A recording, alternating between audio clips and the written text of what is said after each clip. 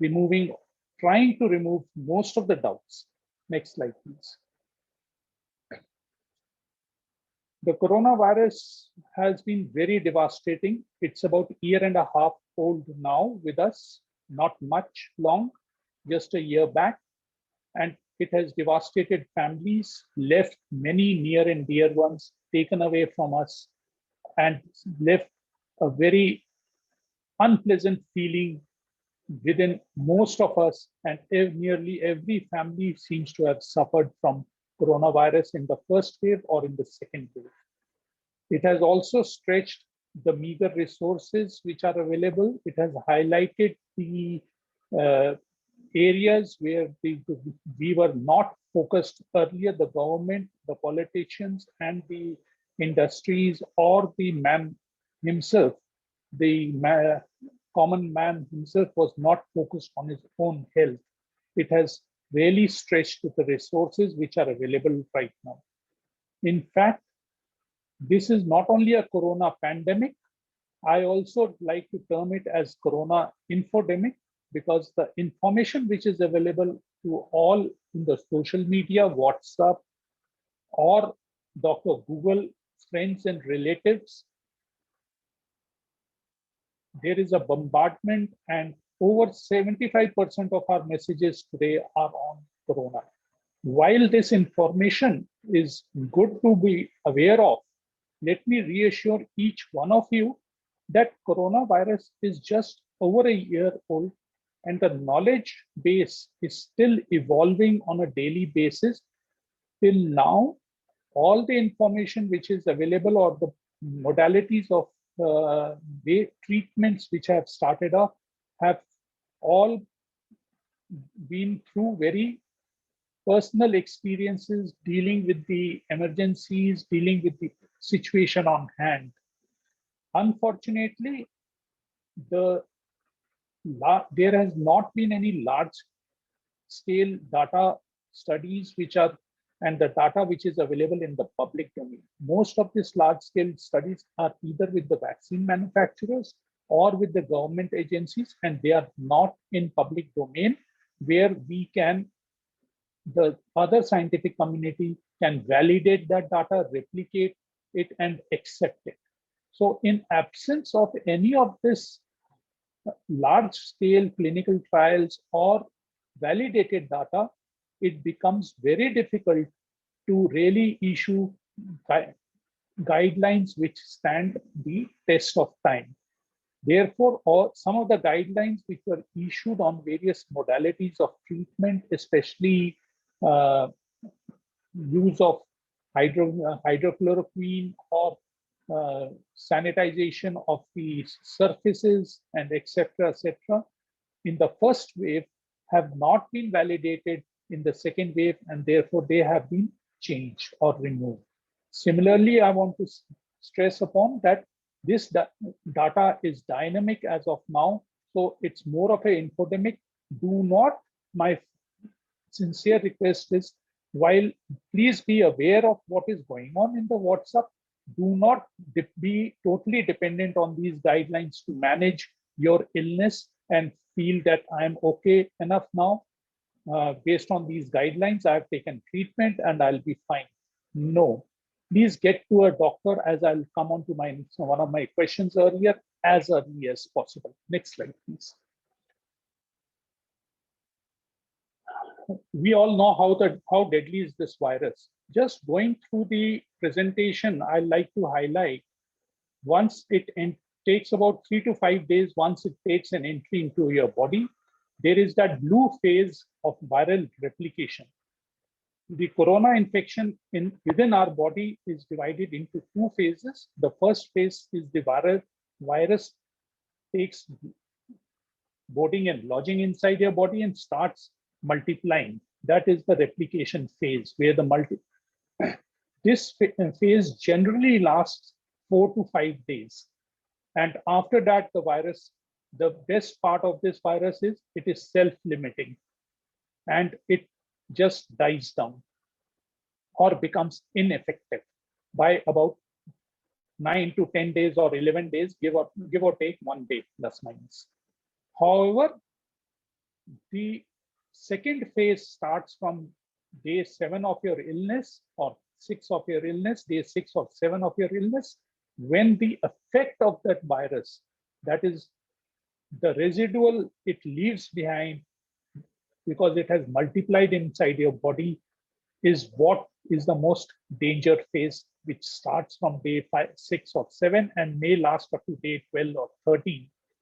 What happens and subsequently, as you see the blue part, virus is no longer detectable within your body, and the effect of the fight with the body and the virus which has gone on, it has resulted in a process called immune dysregulation. And we have what we call is, because of this fight, a release of chemicals within the body.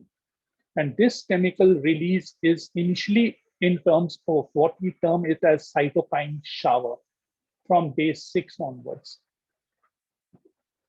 The whole effort in saving an individual and preventing any sad event is based and focused on preventing this cytokine shower developing into a cytokine storm over the next 5 days. The battle is there. The battle is not in the phase 1 of viral replication. As you see that viral replication is the phase where we do our first test, where you get your first symptom on day 5. Because we do not know when the virus has entered your body, the exact date or point is not known. We take your day 1 of your illness as the first symptom when your body tells you there is something wrong with me. It could be in terms of cough, fever, headache, heaviness in the headache. It could be because of the pain in the legs, muscles. There could be anything. It could present with just listlessness, fatigue, or even lethargy, and then going on to fever by day. So that is your day 1 of your illness. However, the virus has been there inside your body for about 4 to 5 days. And therefore, do not rush for a RT-PCR test on day 1. Wait for at least 2 days or 48 hours to 72 hours before going in for your RT-PCR, because the probability of RT-PCR becoming positive becomes extremely high when you reach day 3 of your illness, because that is the peak of your viral replication. RT-PCR, word about RT-PCR test. RT-PCR detects a live virus and a replicating virus. It is reported as positive or negative based on how quickly or how easily it can detect and confirm the presence of the virus inside the specimen which has taken.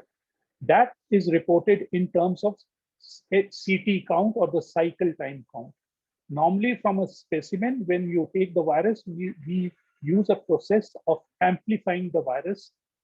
Like in the process, we amplify the virus. It is the number of cycles it takes to detect the virus that is the report. If generally what we have taken is a cutoff under 20, if the CT count is under 20, we assume the virus is in sufficient quantities within your body that it can be easily detected and picked up very early in the test cycles. However, any CT number beyond 30 or even 35, it says that the virus may not be there in sufficient quantities in the body and may point to a milder form of, however, that is not documented.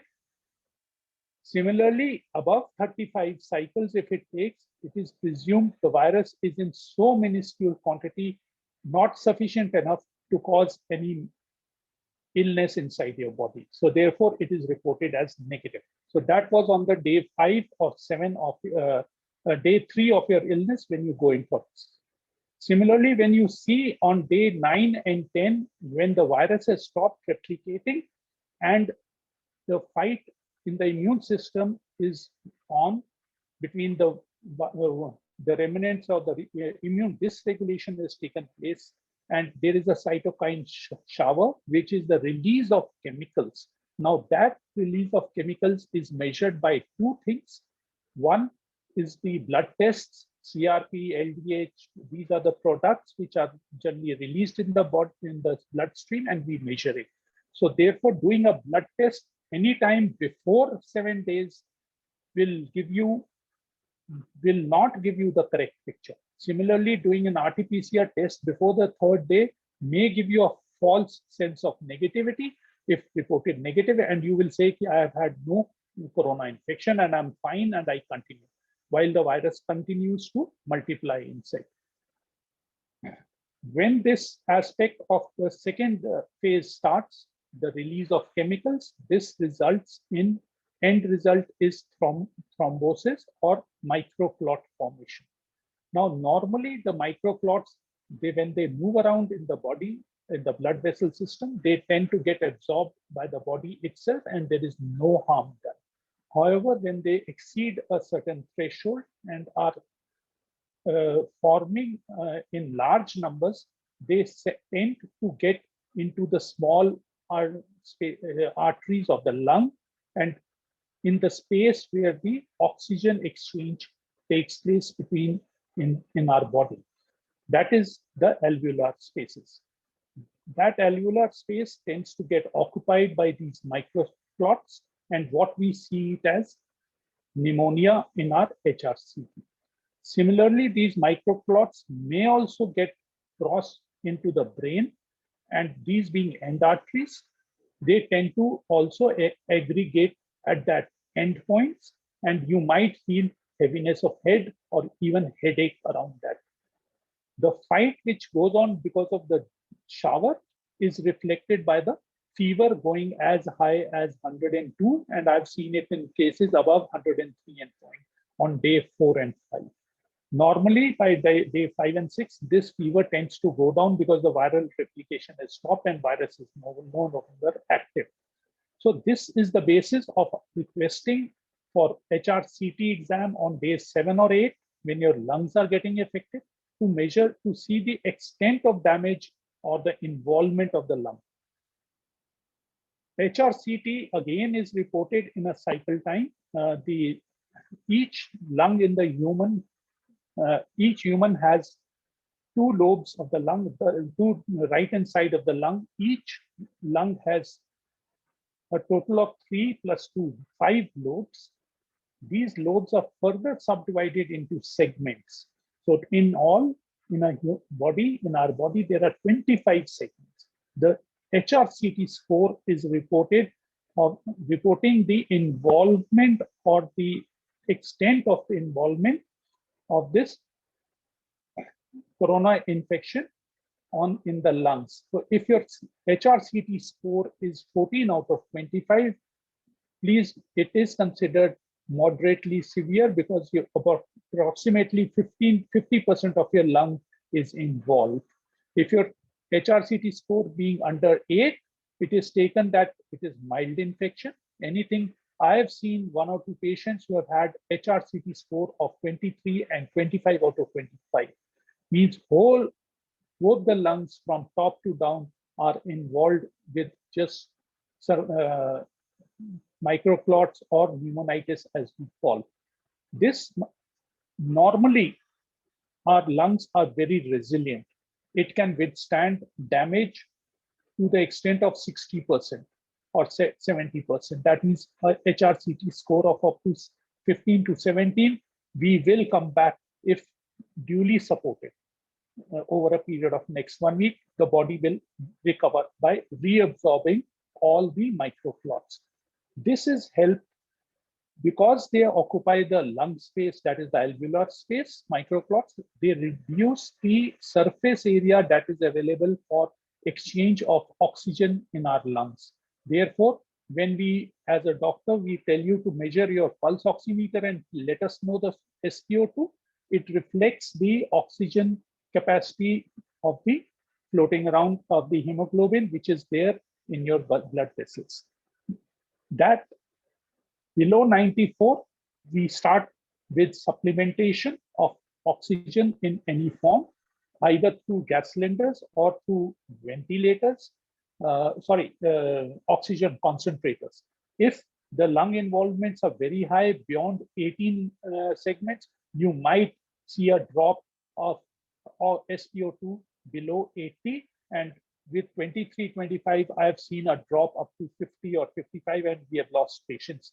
Wherever this state comes in, it has been largely due to two factors. One is ignoring the first 5 to 7 days of viral application, not being aware of it, and having an attitude कि मेरे को बीमार नहीं होगी, I am fine, एक दिन बुखार हुआ and I am okay with it. So therefore, not getting to a doctor who can monitor you every day for next 14 days and be with you on your corona journey. So this is the basis of various tests and the orders. Similarly, on day 7 and 8, there has been a lot of controversy on use of steroids. Steroids in the viral replication phase tend to reduce immunity and therefore the body's capability to fight the virus. That is why steroids are not being advocated in first 7 days of illness. They are being advocated only on day, if given at the correct time, once the lung involvement starts and you have an HRCT report and there is cough coming in, which is increasing, there is no fever. That is the time one needs to start steroids and give it for next 4 to 5 days and then taper it off. So date well, you will have the best possible result. At least I have faced them. However, there is no hard evidence in terms of data or and clinical trials of what is good and what is not good. Next slide, please. So having gone through this journey of 14 to 15 days, another thing is that the best part was the virus stops replicating and becoming live by 8th or 9th day. And we say that you are non-infective after 9 days, give or take another 1 day.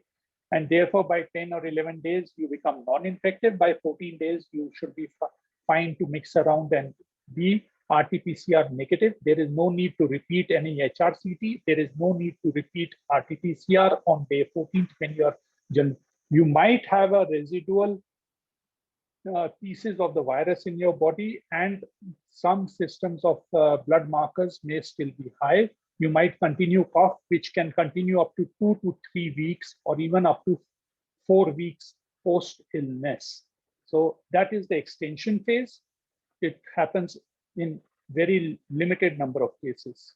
90% of people will generally end up only with mild illness, which is termed where the fever will last you about 2 or 3 days and get over by 7th or 8th day, and then some mild cough and goes. 15-20% will definitely need oxygen support, and it is the last 5% people who have gone into severity of and that they have only gone into that severity because they have ignored the first phase of the illness, and either they are overconfident, complacent, or they have been carried away by WhatsApp University and friends and Dr. Google, friends and relatives who have advised them, or they are misdirected. So my humble request to each one of you is, do not graduate and take a degree in WhatsApp University from the various guidelines and media which is floating around. So common symptoms I just touched upon is fever, cough, both in the first wave and the second wave. And nowadays, in the second wave, we have seen somewhere 1 odd day of loose motion, stomach upset, heaviness of head, pain in the legs, pain in the arms, muscles. So these are things which you should not ignore. Another common things which I've got from my patients is, doctor, I ignored it because yesterday I went and had an ice cream in the market, so my throat has gone bad. So it was just because of the ice cream. I'm sorry, this does not happen. It is corona. Watch it. Somebody came up, doctor, I had pani puri and golgappas last evening, 2 days back, and my stomach has gone upset. And therefore, sorry, that person also tested positive for corona thereafter. Please do not ignore anything, and body will tell you it is not well. Please do not ignore that, and do not challenge the body. A word about mutations. This also has the latest thing. Please realize mutation is a adaptive process. It's a survival process for any living organism, whether be it bacteria, virus, or even us human beings. We human beings have also mutated to a small extent where even the siblings, brothers, sisters, or brothers are not same.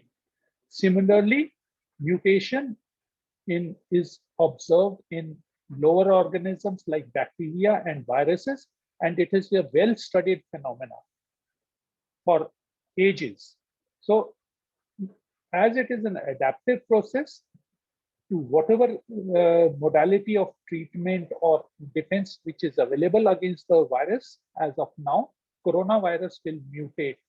It will mutate, and the subsequent mutation will be definitely more dangerous because we do not have the necessary answers to counter that mutation. It will be dangerous enough. So whether it is Brazil mutant, British mutant, or even the Indian variant, please understand, while this mutation is at the genetic level, the response at the community level for you and me remains the same.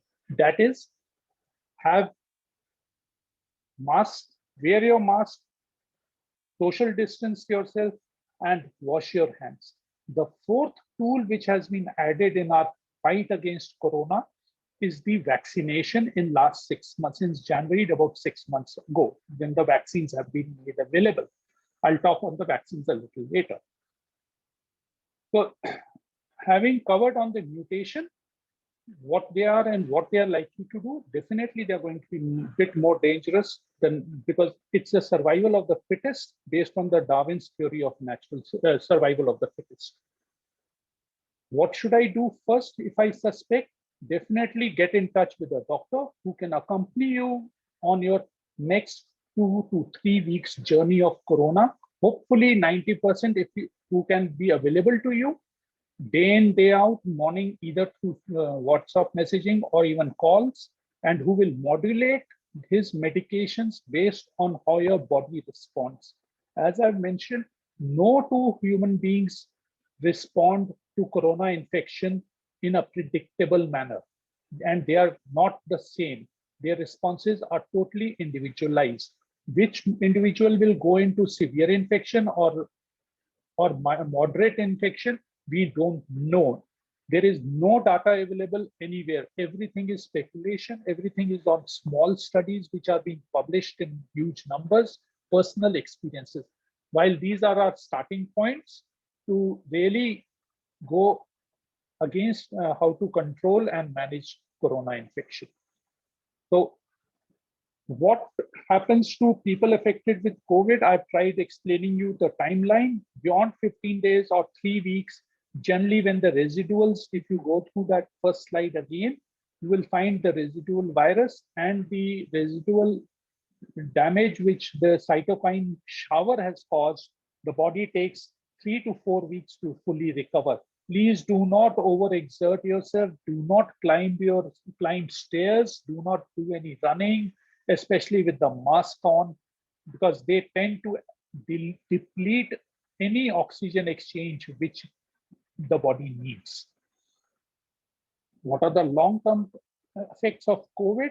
Basically, again, being only one year old, some cases in the wave 1 who went into extremely severe infection modality mode, where they were put on oxygenation and ventilators and have survived. Some of them have developed fibrosis of the lungs. That is only because the blood, which microclots which are there in the lungs, they have persisted beyond 3 weeks and not managed well enough to have been reabsorbed by the body. They have turned into fibrous tissue. In such cases, there have been reports of chronic lung damage or persistent lung damage, and people have to go in for lung transplant. There have been known cases. Other known cases, sometimes in certain cases, especially in compromised people. There may be again long-term effects in terms of continued chronic uh, bone pains or muscle pains. However, these tend to go away in about 2 to 3 weeks' time. They may again persist. It is an individual's response and how he has been managed in first 7 days of illness. Next slide, please.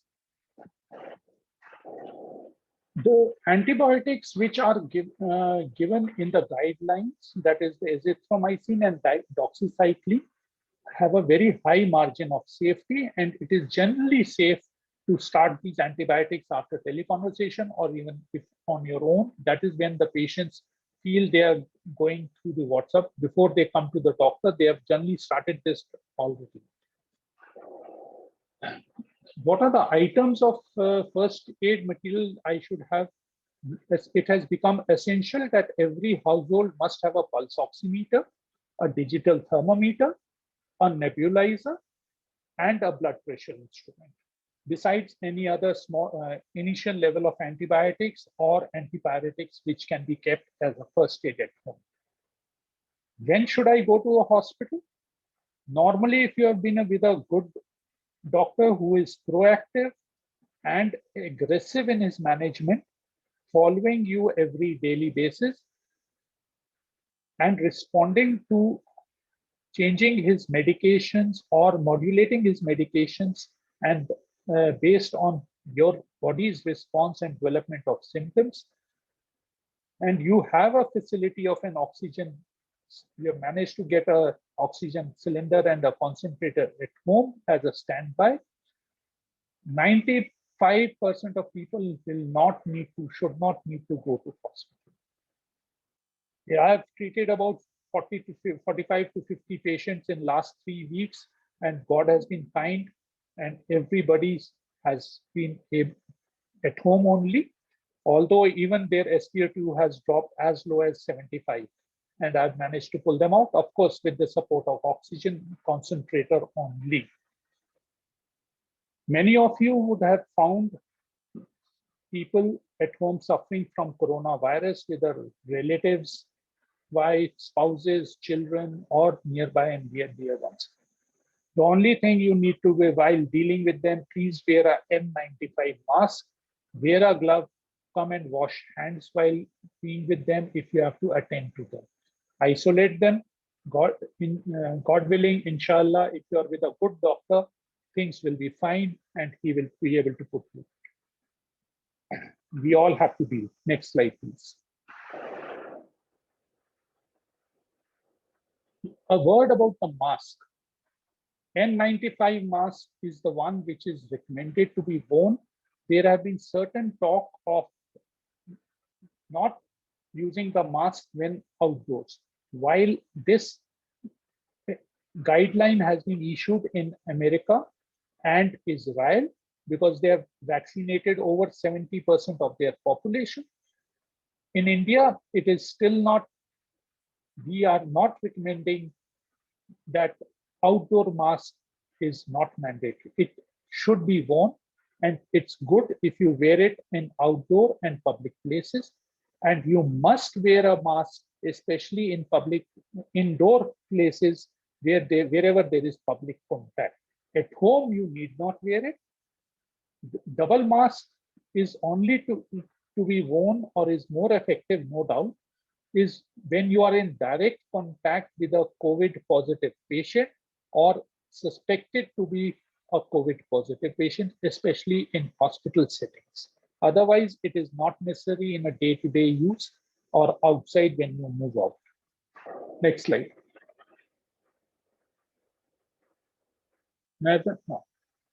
Now, the next part of the presentation was on the vaccine development or the vaccination or the protective immunity which vaccination is supposed to provide. A word about it.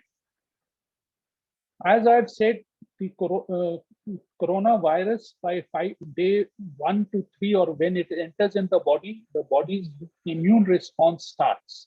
Body starts fighting from day 3 onwards of the infection, not of the day illness. The illness comes as a as a result of that fight between the body's response and the coronavirus trying to find a foothold. And the first response, what you get is in terms of by day 5 is an IgM antibody, which is a green in color, but it tends to rise by about 14 days and subside down by 25 days or 4 weeks time. While it corresponds to the virus being the highest around 5 to 7 days. Once the virus is controlled by about 7 days time, there may be some remnants, there may be some dead viruses which are floating around. That's okay. That's not the body's second response, that is in form of IgG antibodies or the long-term antibodies. We are where the body has the memory cells. They form the IgG antibody, which starts generally around second week of infection, that is day 14 of 16, and that peaks off. It is presumed that this development of this IgG antibody is protective towards your subsequent corona infection. Now, how long this corona infection protection lasts? Unfortunately, there are no definite studies available in the scientific domain, and there is no data available as to what is the quantifiable, measurable level of IgG antibody which is protective.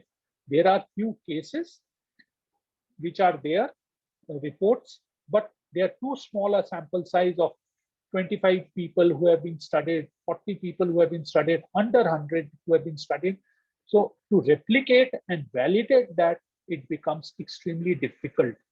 So these are personal experiences which are being reported by certain doctors all over India as well as abroad. It is presumed and assumed that the IgG antibody gets formed by the body from second week onwards and lasts till about 90 days, minimum 90 days. In some cases, there are this is again a system of probability. There will be some outliers who will continue to have the antibody beyond 90 days up to 150 days. There are a handful of people who have not developed antibody response from second week onwards following the natural corona infection. So this is the way how the body fights it out. Vaccination, which has been now developed, vaccines which have been developed now in last 6 months and made available, are a means to mimic the corona infection in our body in lower intensity, but retains its capacity to make our body respond to the coronavirus and develop antibodies. Vaccines, therefore, are nothing but attenuated particles of virus which they have now got, which have lost infectivity but retained their antigenicity. That means their antigenic properties, that means it can trigger an antibody response with another. The new vaccines which have come up have been aided by scientific advances in biotechnology and AI and other tools which are available. This has helped us develop and telescope the time to development of the vaccines, which normally takes 3 to 5 years in good old times to about 6 months or so. This biotechnologically engineered vaccines, which are highly specific against the genome or the area of the virus which causes the maximum damage, that is the spike protein of the coronavirus, have been based on the mRNA, which is the USA vaccine, Moderna, and the Pfizer. They are the mRNA vaccines, which are very highly specific and biotechnologically engineered. Similarly, the AstraZeneca UK vaccine, which Serum Institute has manufactured, is also biotechnologically engineered, but in a slightly different process. And this process has used the chimpanzee adenovirus as a vector.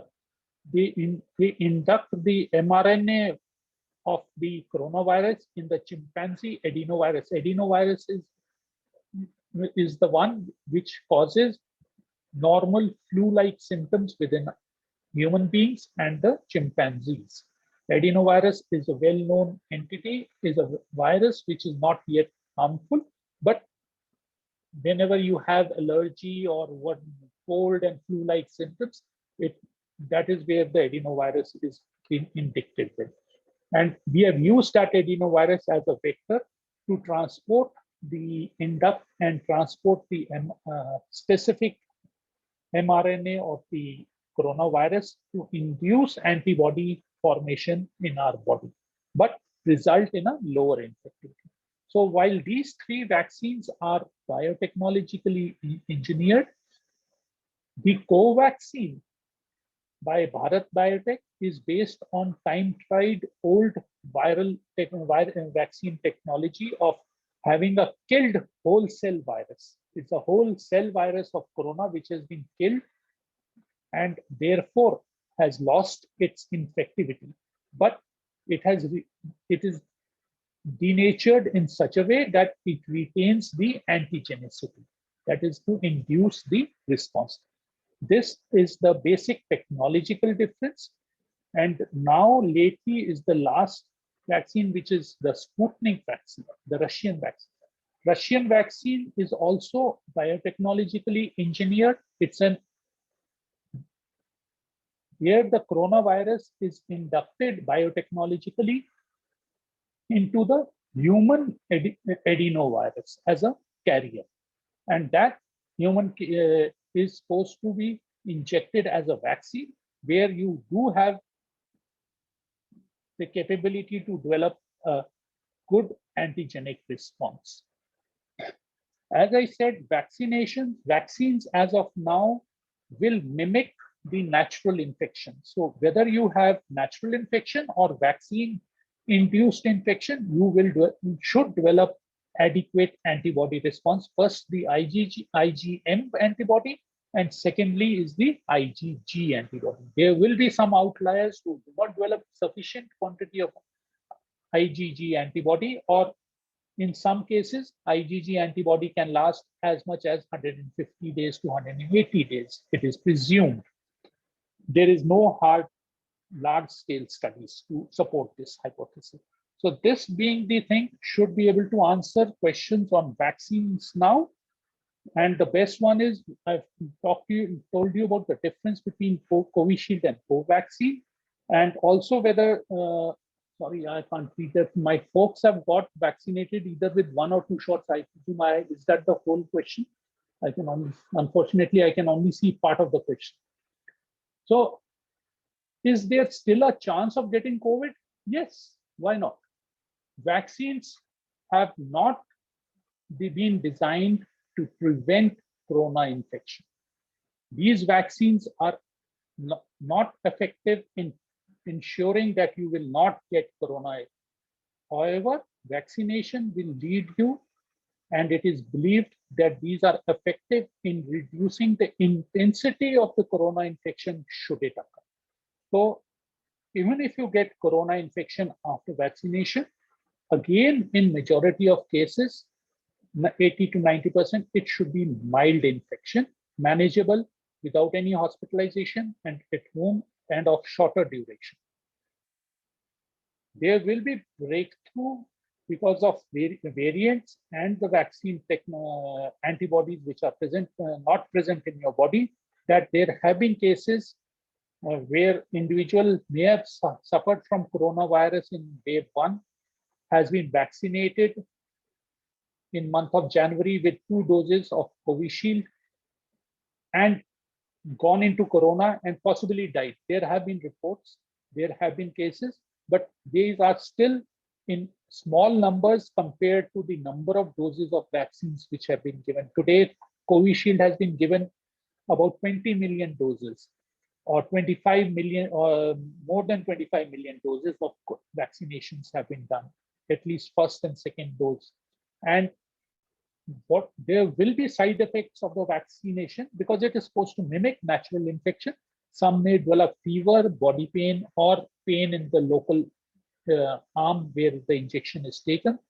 And very small few people progress into more moderate disease with fever persisting and even becoming RT-PCR positive, because the corona infection also comes in when they go in for vaccination. So, and of course, there have been cases where death has taken place.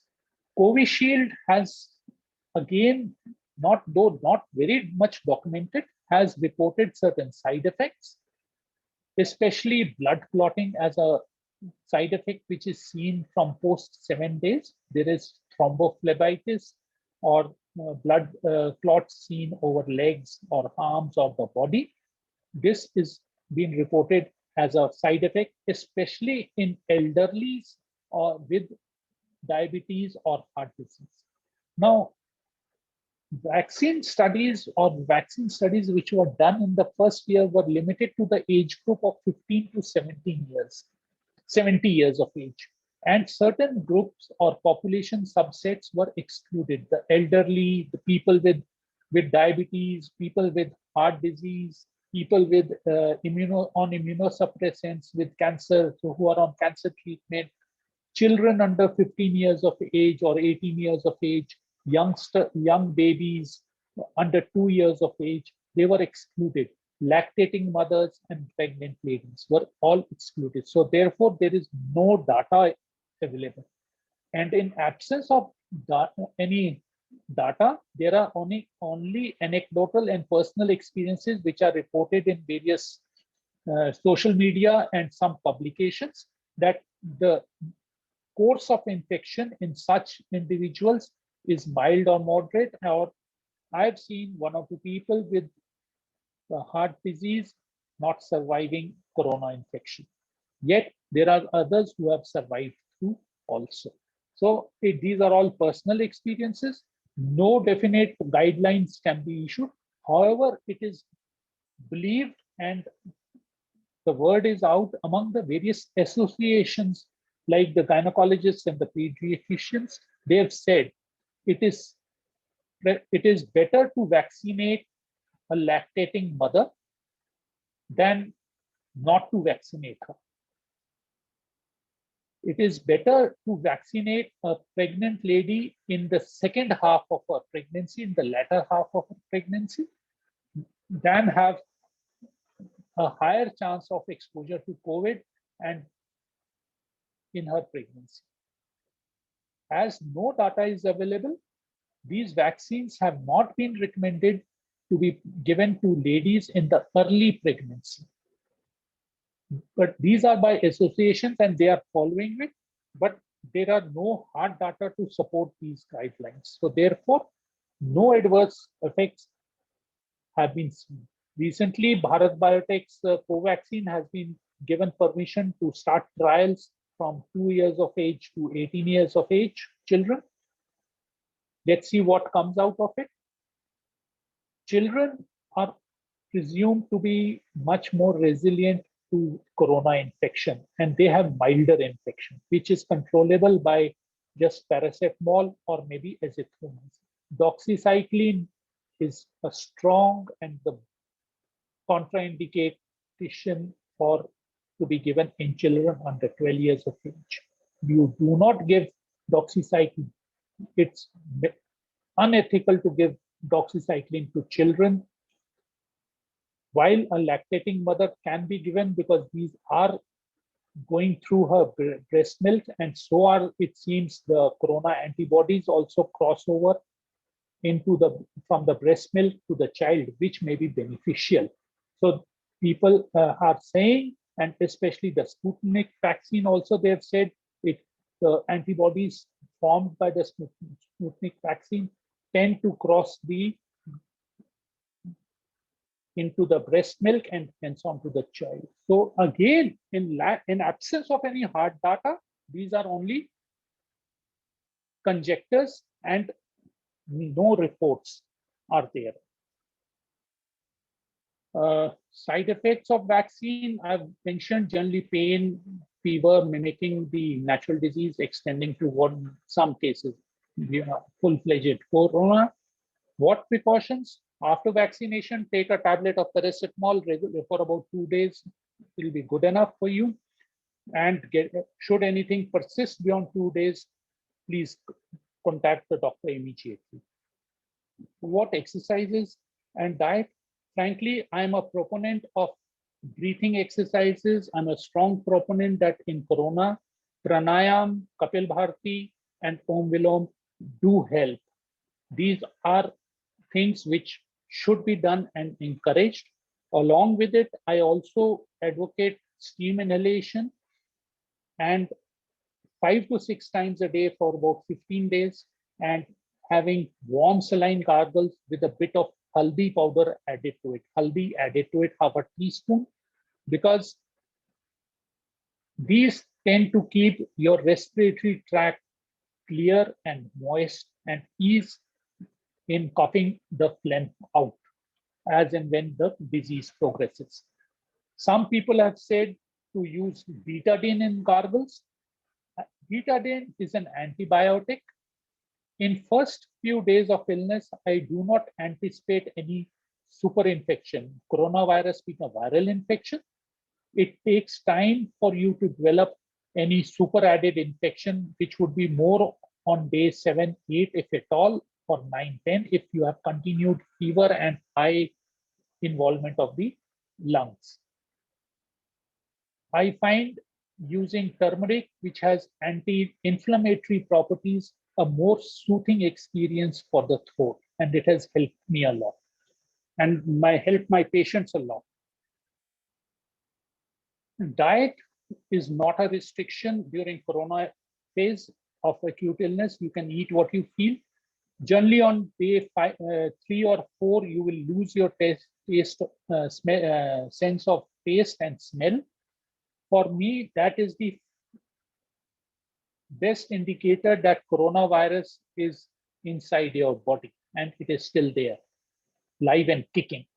By about day 11, 12, when the coronavirus dies down, the sense of smell and taste tends to return. Again, this becomes my best objective indicator from the patient's point of view that the coronavirus is no longer active in your body, and I have to only look for and manage the cytokine shower, that is the chemicals.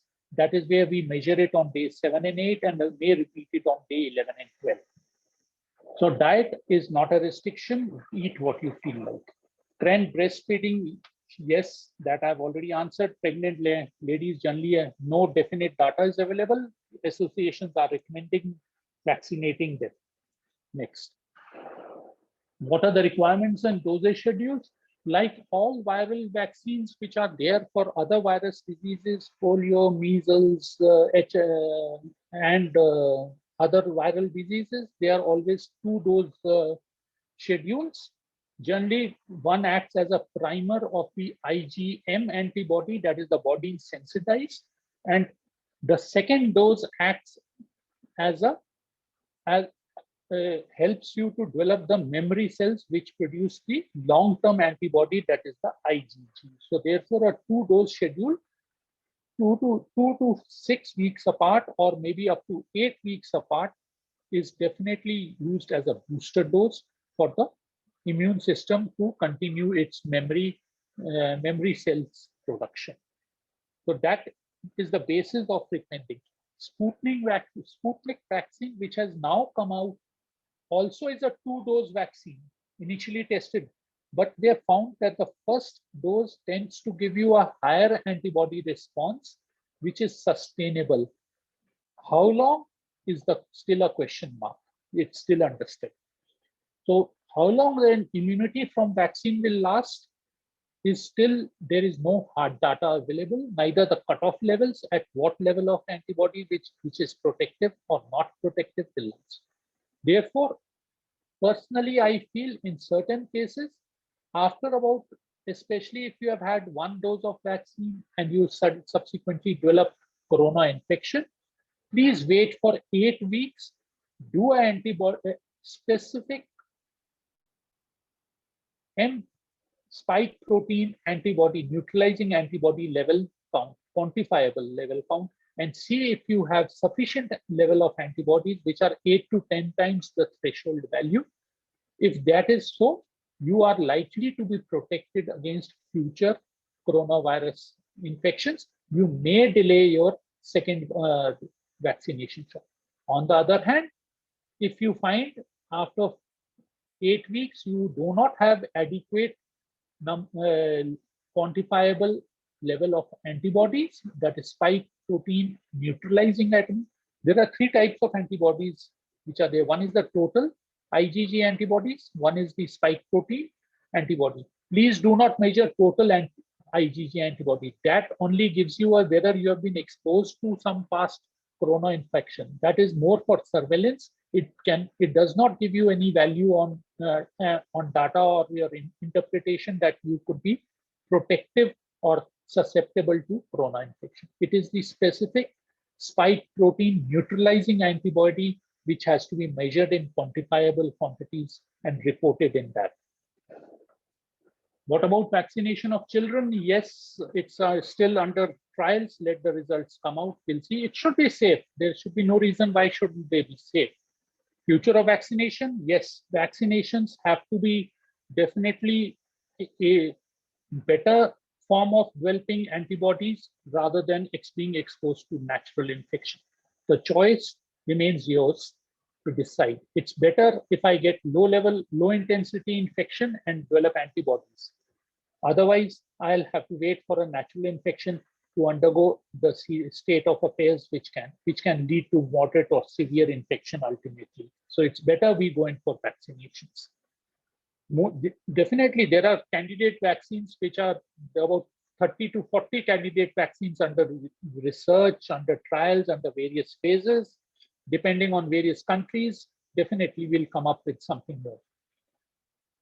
Sputnik, I've already told you. Every vaccine is supposedly safe. That is what the manufacturers claim. That they are the only ones who have the data. It is not in public domain. So very difficult to validate their claims. Next slide, please.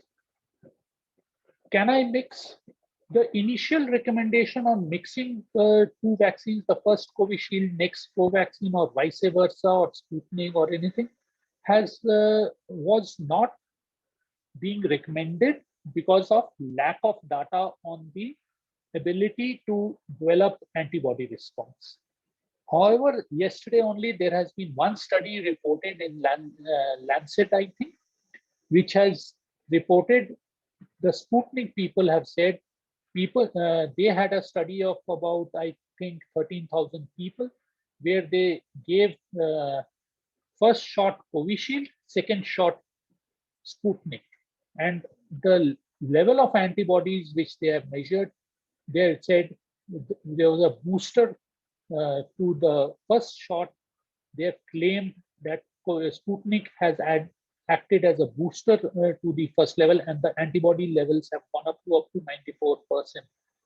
Again, this is Sputnik data, not available for in public domain as yet. It has just been published. Unless this is validated by independent research elsewhere, the recommendation will remain, at least for this year, not to mix the 2 vaccines.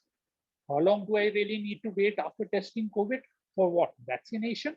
Yes, you need to wait 6 to 8 weeks. As I've explained, if your IgM antibodies have developed after natural infection, wait on till they go down, start going down, go in for a shot then. COVID negative test to get my first. Yeah, you don't need a COVID negative test after 14 days to prove that you are COVID negative. It is assumed and presumed that the best part of corona infection is it's a self-limiting virus disease. It dies down, it's 7 to 9 days. And that does efficacy rate absolutely, because it does matter, because one of the criteria which was given out by the governments to to the various manufacturing, vaccine manufacturing QRs by the governments and the WHO was that it must have 50% efficacy. That means it should be able to develop antibodies in people who have been vaccinated by this vaccine. That is the efficacy rate. The normal efficacy rate, which has been reported for Covishield and Covaxin, is around 80% plus minus 2%. In Sputnik, they have claimed 91% efficacy rate. So let's see how it progresses in the days to come. I'm chat box and from individuals in case anybody. I think I've answered most of the questions and queries which have come forth in the questionnaire form and which have been compiled. However, if anybody feels that something is specifically missed out and somebody has a specific things, I'm open to that. I would love to hear. Please raise your hands. Soil, you can take over and either read through the questions if there are any which you have been missed out, and and anybody has been subsequent. Please moderate that. Yes, there are a lot of questions on the chat box already. Must be. Just going through them really quickly since we are already late. I think most of them would be answered. I have somebody from Sharad Narayan says, if someone already developed antibodies, should a person be required? Told you, do an antibody test and you will come to know yourself where your antibody levels are. Please do that. Fine.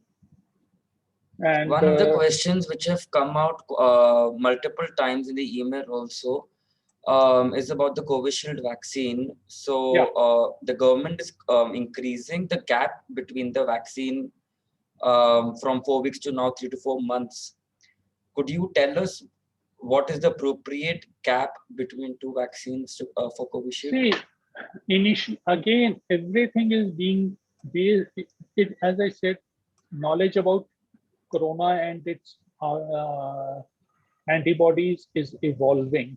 While the Indian government has increased the gap, maybe whatever compulsions, it may be because of the vaccine, non-availability of vaccine or whatever it is presumed that after natural infection, you will have antibodies. Again, 90% of the people, 95% of the people will have antibodies which will last minimum of 90 days. They can last more. There will be some breakthrough cases. That is the basis of their increasing the corona, the gap to about 10 to 12 weeks. And of course, it has been aided by limited production capacity.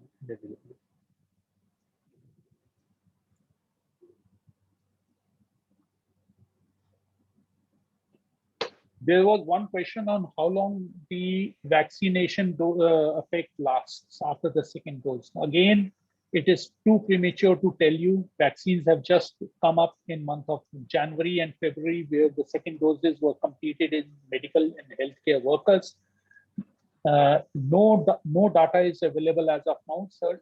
Sometimes I believe Fortis Hospital had collated some data of the number of people they have vaccinated with 2 doses, and they have come out as far as illness. It is again not published as yet. It is on WhatsApp media through personal friends that they have just seen a limited number of people out of 1,350 or 1,400 staff which has been fully vaccinated by 2 doses, and they have had 1 or 2 deaths among doctors. Other than that, they have had about a couple of cases which are more mild in nature, and few went into hospitalization, which were moderate and did not need oxygen. But again, this is on through personal in our professional groups, not to be quoted. I'm just telling you. So how long it lasts, nobody knows. Okay, what to do if pulse rate is resting after COVID? It depends. During pulse rates, I have seen pulse rates going up to 125 in days 5 and 6 and 7 when fever is around 98, 99 or 100. I look at it, personally, I've managed with either bringing down the fever with some other medicines like NSAIDs other than paracetamol. Paracetamol has not been very effective in bringing down the fever on day 4, 5, 6 if it goes beyond 100. You need to add either piroxicam or nimesulide or any other drug as a second drug to bring down the fever. That will also bring down the pulse rate simultaneously. However, if fever is normal and there is not much of cough, it indicates either there is an underlying battle which is going on, release of cytokines or the chemicals which have released this thing. One can tend to give a bit of ethanol, 25 milligram, and I could give 20 or maximum 50 milligram ethanol to control the heart rate. But given other parameters being normal, that's where the whole thing is. Leave it to the doctor to manage it. Is vaccination safe for M1 heart attack patient? See, the two events are different. Recently, 3 days back, I have had a patient who was going into angina, and ultimately I did lose him. He was corona positive. Treated him with all the possible things. See, the pathology or the sequence of events in corona and the MI is different, and they are two different pathologies. MI can take place in anybody, whosoever it may be, and also could be an end result of the corona infection. Could you also please tell us about the black fungus? Yeah, a word about black fungus, which is now raging. Again, there have been controversies on it. Nobody knows from where it has started. There are few theories going about it, but nevertheless, it has been witnessed in certain people. There have been cases of death which have taken place because of this black fungus. It is worrying. It is being investigated. It is worth investigating. What is the one theory was that possibly the industrial or oxygen which was diverted into medical oxygen during 2 weeks of shortage of oxygen has possibly been the cause behind it, because industrial oxygen is less purified. Medical oxygen has more stringent quality criteria. So some form of spores may have gone in, and through that, either in severely hospitalized patients who are on ventilation and continuous oxygen support, they are the ones. Fungus has also been reported in certain non-oxygenation patients, no doubt, and the cause there is again doubtful. It is being cured.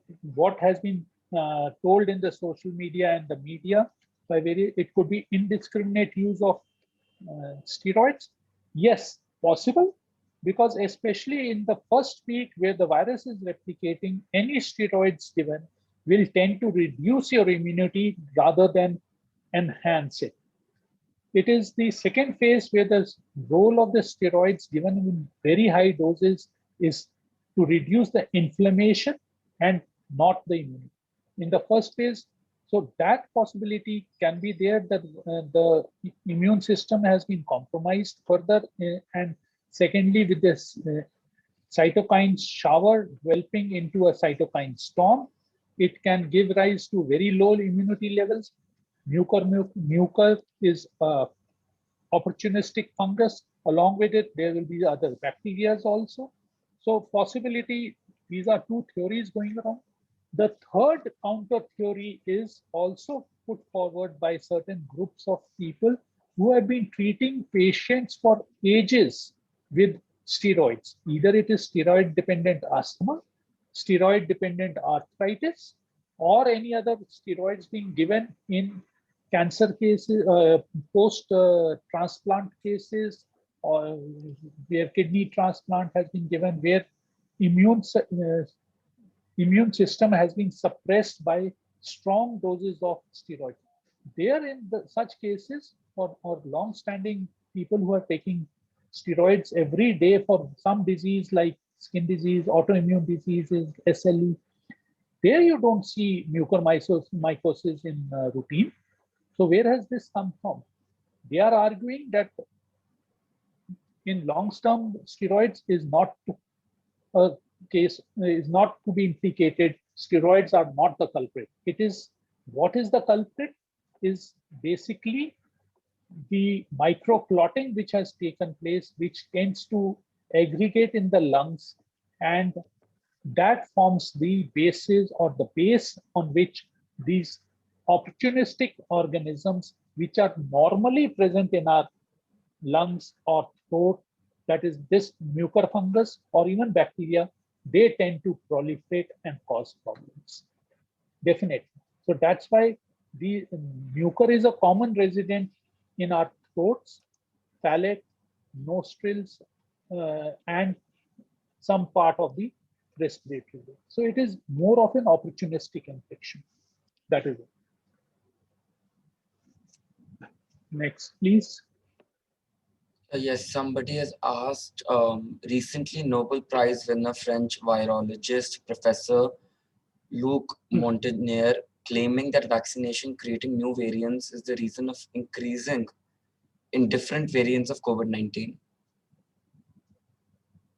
While I grant him, I had a very lovely story also. I also read this story of the French Nobel person.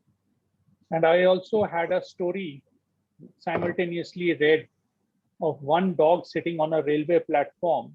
Whenever train comes, he used to, and stops, he used to bark and the train would start up and get going. And he presented his findings in a dog conference. And suddenly one wise old dog says, let's try one alternative thing. One day you don't bark and see if the train, what happens. So that good old dog went and sat down on the platform, waited for the train to come, and it left. Again, it moved on without his barking. So this is something,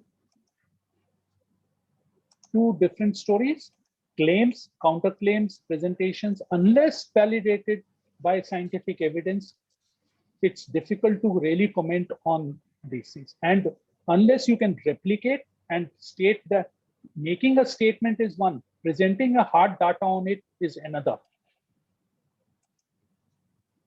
That's my way of looking at whatever claims are coming up in various from various people.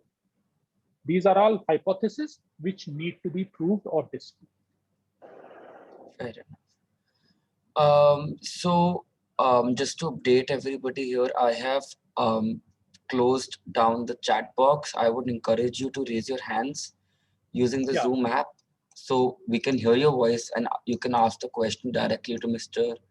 Dr. Ratti, making it more interactive.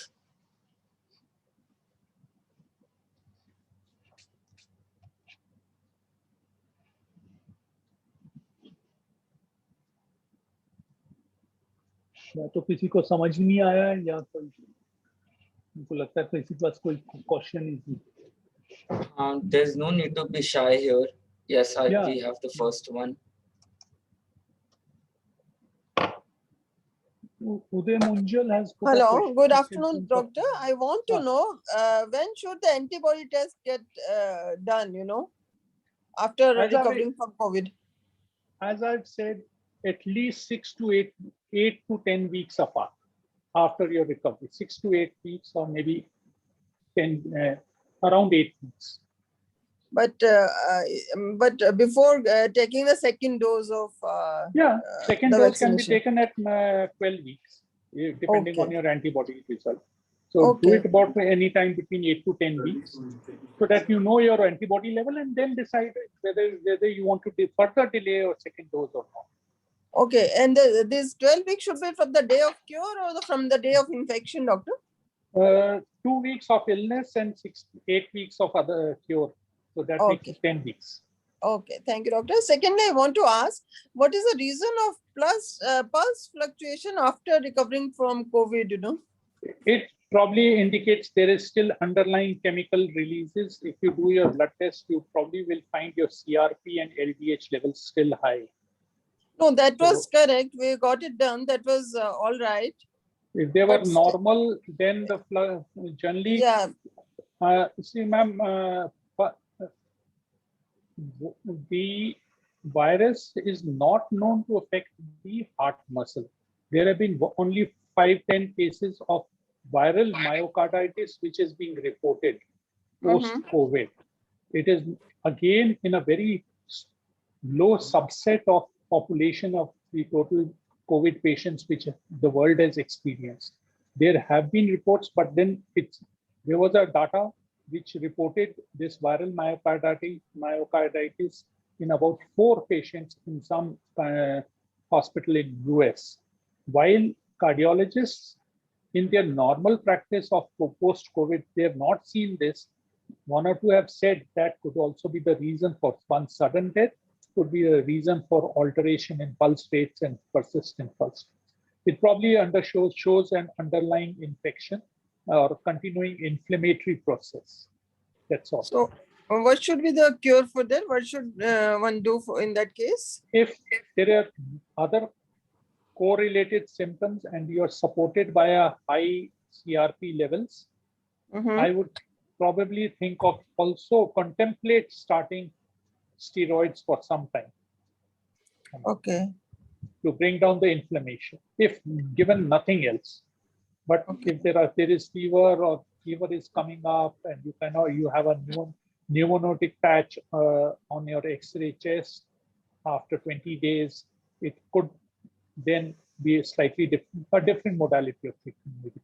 Okay, thank you, doctor. Otherwise, let it pass. Okay. Don't exert. I say always let nature fight it out.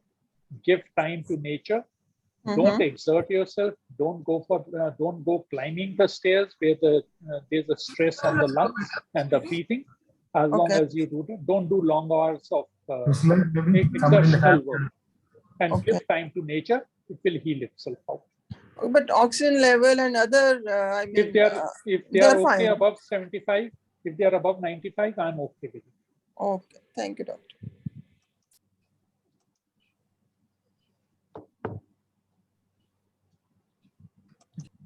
Yeah, next one, Sohail. Yeah, Baburaj. Yes, we have a question from Mr. Baburaj. Okay, yeah, thank you. Sir, 2 questions. First one is for an asthmatic person, is there any COVID intensity is likely to go up? Probability-wise, is there any study on that? Sir, for bronchial asthma patients, especially steroid dependent, it has been seen that the COVID has been less severe.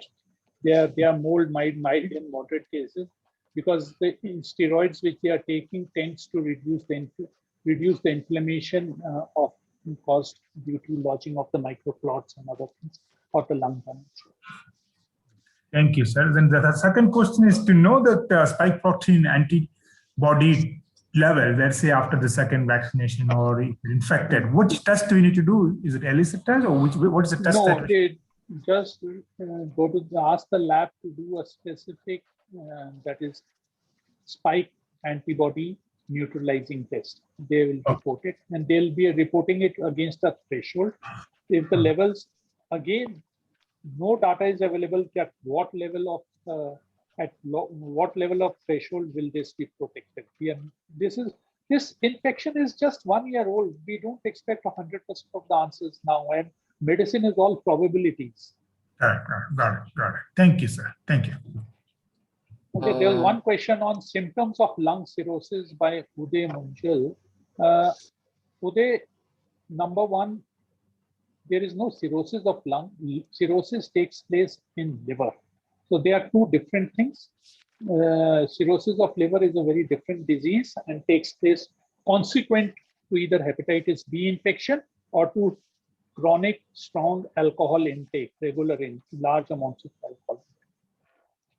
Next question, Yes, Mr. Srinivas, you can ask your question. Yeah, doctor. This is the recent drug, that 2-DG, which has come in the market, which has proved any beneficial for the patients. Yeah, okay. A word about drugs. Yes. There are 3. Is it the drugs we are talking about? Yeah, Reddy's recently, which has launched with ICMR, no new drug, the 2DG. Yeah, okay, I'll just put it across. Let me put a word on first on remdesivir also, where there was a mad rush for it. Frankly, no scientific data or evidence is available in the public domain or to WHO also enough evidence that it is helpful.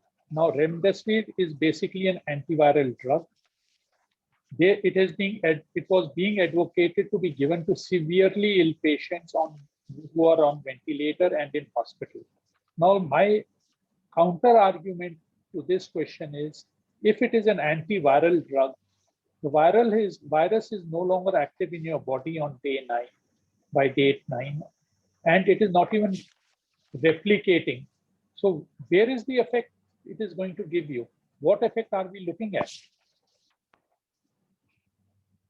It is the effect of the interaction of the residual effect of the cytokine storm, which we need to manage with steroids and oxygenation rather than remdesivir or anything.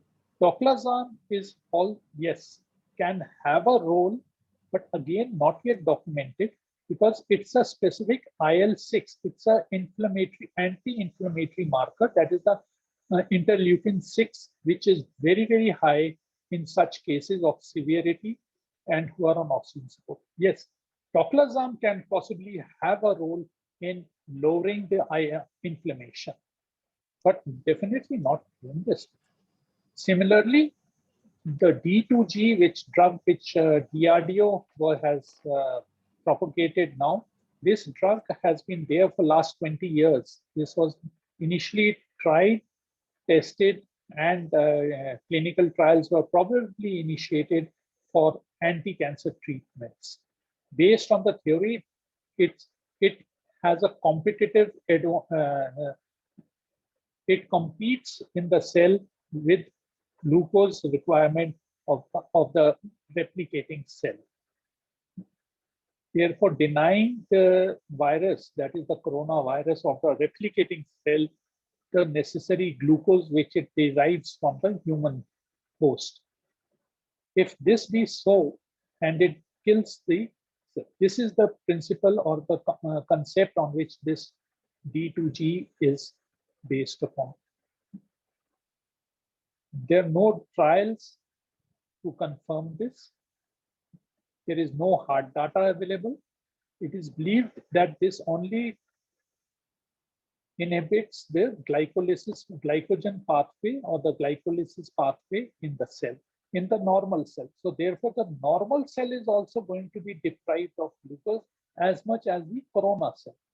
So till such this data and this trials have been shelved and not permitted by DGSCI in the previous past 20 years because of lack of phase 1 and phase 2 data. How they are permitted now is possibly again political compulsions and other compulsions to get something going and diverting, and therefore it is a trial, and it's a trial in 525 patients only. So where we land up with this, we'll await the data as and when it comes in. So otherwise, it's media blowing out as of now. Fair enough. Next is Mr. Ajay Zutshi on the line.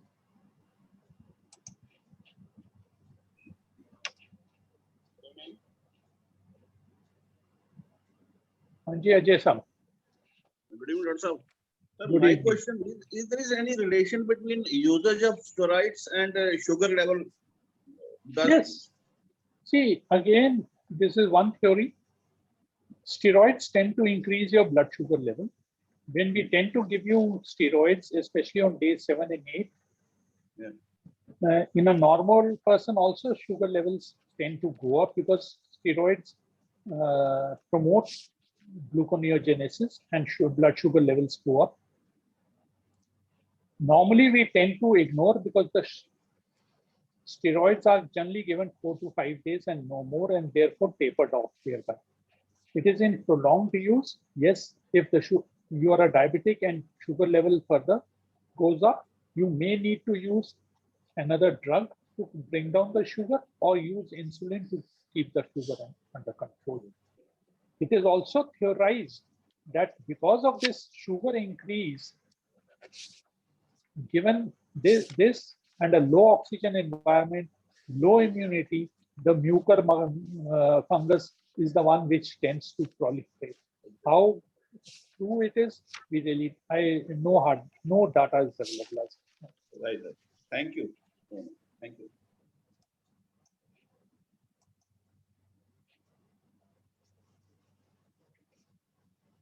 Mr. Sanjeev, Sanjeev Kaul. Sanjeev ji. Sanjeev calls up. Good evening, Good Doctor.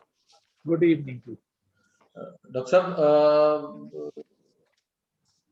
why do doctors go in for CRP, ferritin, LDL, and if they find that these are raised before RT-PCR test, they say that it is a clear indication of COVID-19. While in your presentation, you said that you should go in for these tests after 4 to 5 days.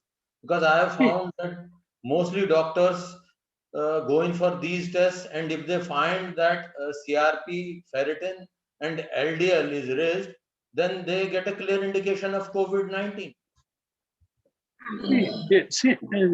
Raising of these levels is not specific to COVID-19, number one, Kalsam. Number two, they are markers of inflammatory process, release of the battle or the shower which we have talked of. They are the cytokines which are released, and they are those markers which we pick up. The inflammation is still active in the immune dysregulation which takes place. CRP can be raised in any number of diseases as a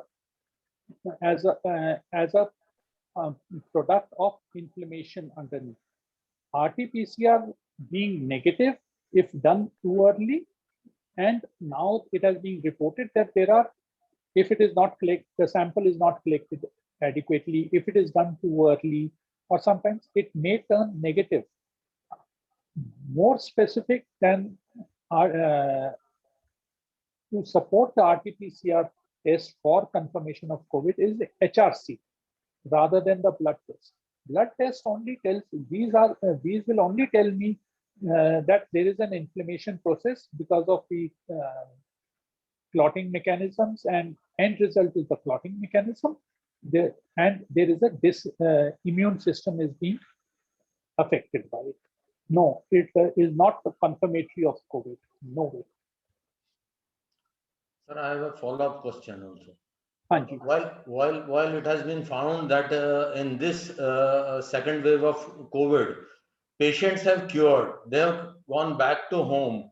After 3-4 days, they have a cytokine storm where IL-6 is raised, where D-dimer is raised. And suddenly when you go in for RT-PCR test, you find that the CT score is more than 16, 17, 18. This has been profoundly found in this second wave only, not the yes, early. I agree with you. I totally agree with you. This is a possibility. Number one, I have had 4 or 5 patients who on day 18 have suddenly developed fever. And although their D-dimer levels were low, they were normal, CRP was definitely raised. On a chest X-ray, they had some patch of pneumonitis in the lungs, which suggested that there's some residual effect. Residual damage is still continuing, and it is 10 days now. And today I have stopped these patients from all medications, and they are probably better off with the fever and all. The levels are raised. D-dimer is maybe 5 times or 10 times above. No doubt about it. IL-6 may also be, but yes, there is a level of threshold of IL-6 also being raised. Generally, this happens either one due to the remnants of the viral particles, dead particles which are circulating. RT-PCR just may be positive for that. And there is an underlying small level of continuing blood clots which have resulted in pneumonitis-like picture continuing beyond day 14. It is happening. I agree with you. Even I'm worried on that. I get worried.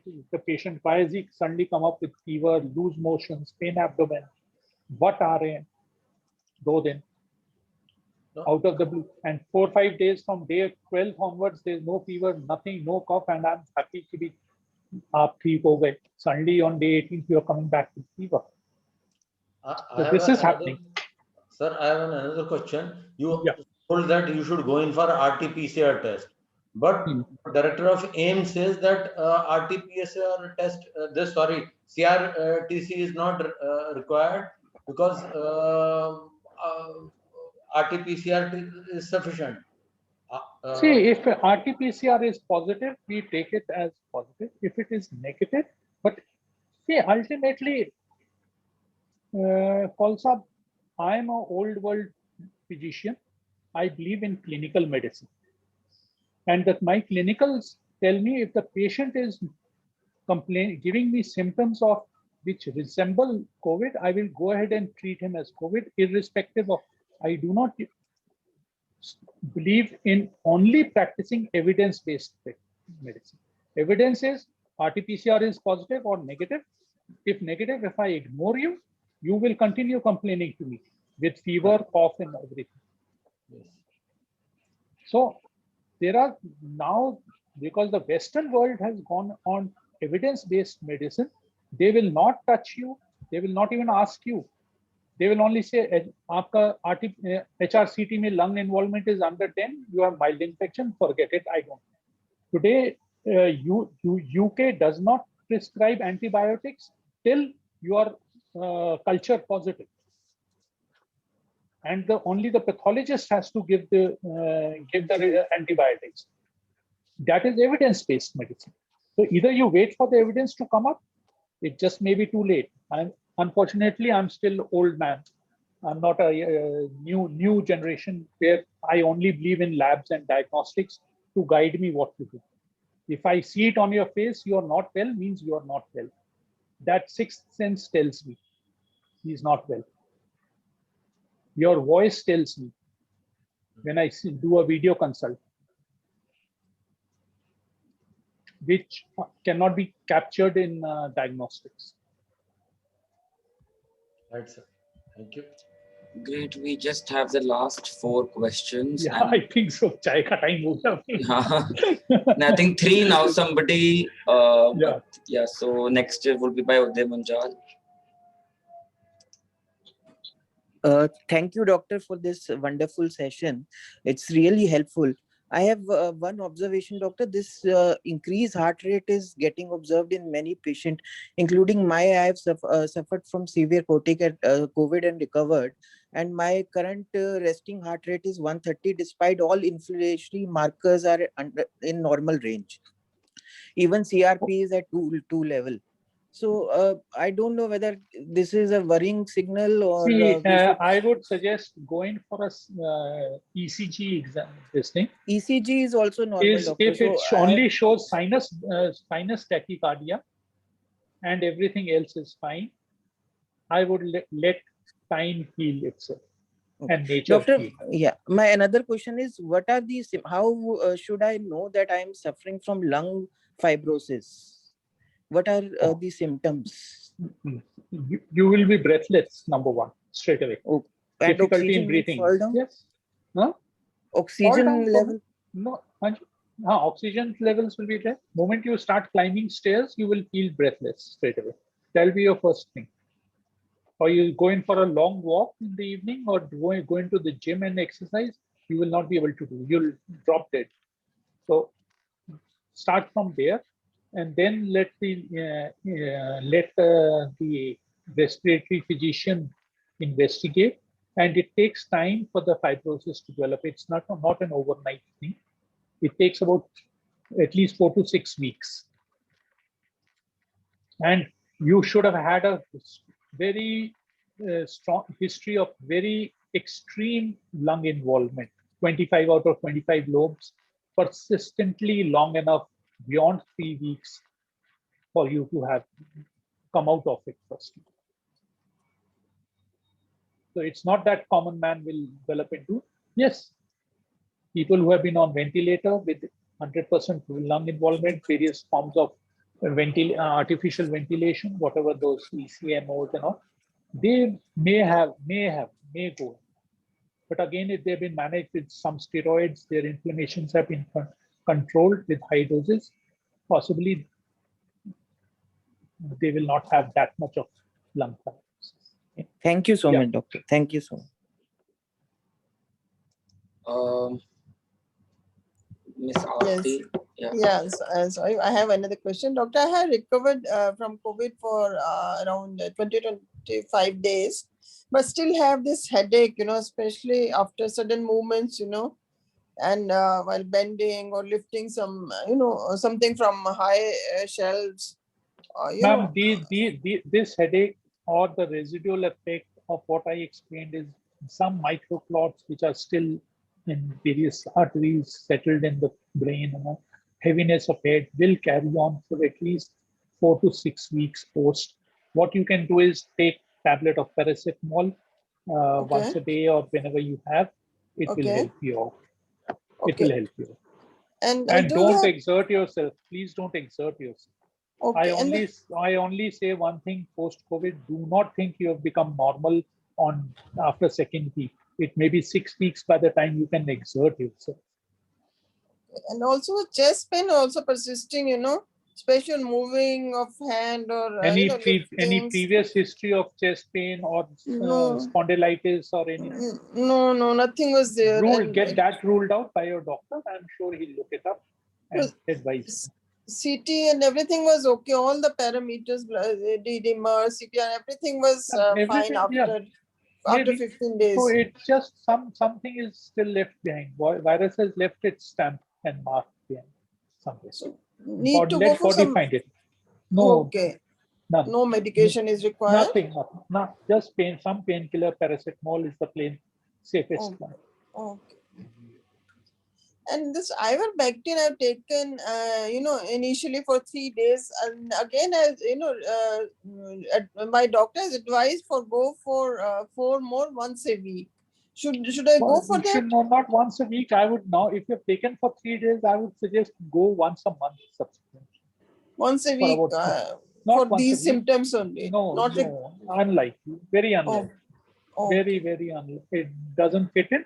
However, ivermectin is a good drug. It does you no harm. If it doesn't do you any good, at least it does you no harm. And it will do you good. It will keep your immune system healthy. And also, it will keep your stomach free of the worms. Okay. So you'll eat healthy. So it does you good rather than any harm. So once in a month for about 4 to 6 months, on a first Sunday of the month, you can fix it. No, once a week. Once a week. If you are not a health professional, I will not advise you. Okay. Let it be once a month. Okay. Thank you so much, doctor. Yes, Mr. Srinivas. Yes, sir. One thing, most of them are asking after recovering whether any CT scan is required. They were telling maybe some patches will be there. If you do the CT scan, it may be diagnosed properly, or some lung infection may be recognized. Like that, it is really recommended. Sir, in normal circumstances, majority of patients, no HRCT is recommended, neither any repeat RT-PCR. However, as Kaulsab also has said, there are cases which are coming back by 18th or 20th day with continuous fever lasting for about half an hour every 24 hours on a 24-hour cycle. And there is some persistent cough or breathlessness. SpO2 is still 94, 95, not going up. I would go in for a plain chest X-ray to really gauge first whether there is some patch which is left over, and the blood markers test. That would be on day 25, 28, not before that. Otherwise, there is no need for a repeat HRC. Thank you. And I think the last question by Mr. Vikas. Yeah, good afternoon, Dr. Sir. Good afternoon, Deep.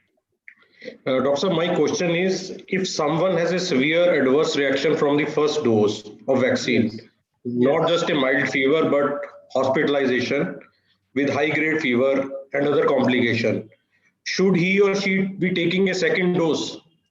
Sir, first, I would like to clarify what is the adverse reaction in a vaccine. Any allergic reaction is in terms of rash, Yes. chills and rigors, shivering, like you have after a blood transfusion. If that is Yes. a kind of reaction, it's an allergic reaction to vaccine. In that case, no second dose. But if you have just developed corona infection after a vaccination, first dose vaccination, then wait for 8 to 10 weeks, and which needed hospitalization, normal corona infection where there is fever and cough, and you needed even oxygen supplementation, fine, fair enough. It can happen. Wait for 8 to 10 weeks, go for a spike antibody neutralizing antibody test, see the levels your body has responded to, and then decide whether you want to go for a second dose. Doctor, the supplementary question is, we had gone for a spike antibody, but there was after around 5 to 6 weeks. Okay. And there was, it came out negative rather. So there will be no antibody formation. There was no antibodies, yes. So people have, there have been 1 or 2 cases who have gone in for even third dose of vaccination because there have been no antibody formations. No, I'm talking after the first dose, because there was this hospitalization after the first dose. Yes, and then hospitalization was RT-PCR positive. You probably negative. RT-PCR was negative. And there was CT scan also. That was also, there was no case of this COVID. Then I think your treating doctor would be the best person to really advise you on your next step. Especially if your spike antibody is also negative after 6 weeks minimum. Ideally, it should be 8, 10 weeks or 12 weeks. Ideally, I would suggest repeat that and then decide again. Talk to your doctor or treatment. Thank you, doctor. Or talk to an immunologist. Better to talk to an immunologist, because then he will be able to see in case there is somewhere the immune system is so affected that it has not been able to respond to you. There are immunologists, pure immunologists, who are available for a consult. Actually, during the hospitalization process, there were steroids also administered to her, right? I'm talking about my wife. So after the first hospitalization, she needed to be again re-hospitalized because of the rashes that she had on her entire body, the red rashes. So I asked the doctor whether it is an adverse reaction of the vaccine. We went for a D-dimer also, and it was also on a very higher side. She was administered a Covishield vaccine. See, breakthrough cases from Covishield are known. Simultaneously, infection before the antibodies develop by the live virus, coronavirus, is known. And she could have got coronavirus infection about a couple of days before she got herself vaccinated. That could have developed into a live corona. It would be treated as corona positive, managed accordingly, wait for 10 weeks or so, then decide. Then do a test. Wait even longer, I would say. Wait about 3 months before you do a test and decide on vaccination. Forget that there was a first dose of vaccine, especially if it has not shown anything. Go afresh, absolutely. And then talk to your doctor whether it was a vaccine adverse reaction or is it a adverse effect. So there are two things. One is a reaction and other is the effect. So just talk to an immunologist on this. Right. Thank you, Doctor. Yes, sir.